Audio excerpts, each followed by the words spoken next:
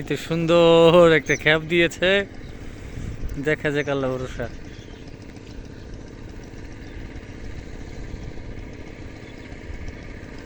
দেখ এরকম সবসময় মাছ মারা চলে, তবে ওইদিকে যাওয়ার একটু ইচ্ছা ছিল, কিন্তু আসলে পরিবেশটা সেরকম না, যাওয়ার মতো পরিস্থিতি মনে হচ্ছে, পরিস্থিতি অনুকূলে না, যার জন্য